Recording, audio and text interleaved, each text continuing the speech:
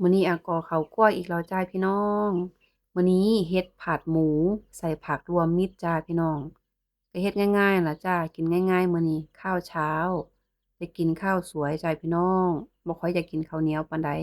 แต่ว่าผัดๆทอดๆก็เฮ็ดให้อ้วนคือกันจ้าแต่ว่าเราก็กินปริมาณที่น้อยจ้าพี่น้องเราก็แล้วอยู่กับเรานั่นล่ะจ้าเราสิกินน้อยกินหลายส่ำใดเราก็อยู่กับร่างกายของเราก็ต้องให้มัน สมดุลกับร่างกายนำกินน้อยเกินไปมันก็อาจจะบ่ดีบ่เพียงพอต่อร่างกายของเราก็อาจจะเฮ็ดให้เจ็บป่วยได้ง่ายจ้ะพี่น้องเพราะฉะนั้นแล้วเราก็เฮ็ดอันใดที่มันสมควรเฮ็ดนั่นล่ะจ้ะ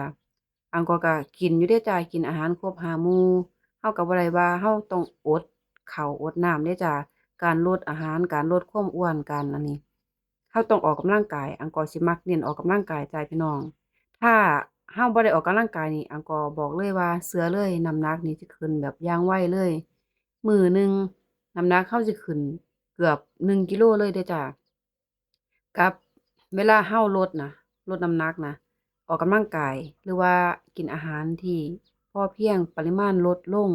จากที่เดิมปกติกิน น้ำหนักลงมื้อละขีดแต่ว่าเวลาเราบ่ออกกำลังกายเลยเด้พี่น้องก็มาสังเกตเบิ่งแล้วน้ำหนักนี่สิขึ้นพรวดๆอย่างรวดเร็วเลยจ้ะลงเทื่อละขีดแต่ว่าเวลาน้ำหนักขึ้นเทื่อละกิโลพี่น้องเป็นคือกันบ่จ้ะอันนี้ก็เป็นคือกันจ้ะพี่น้องเพราะฉะนั้นแล้ว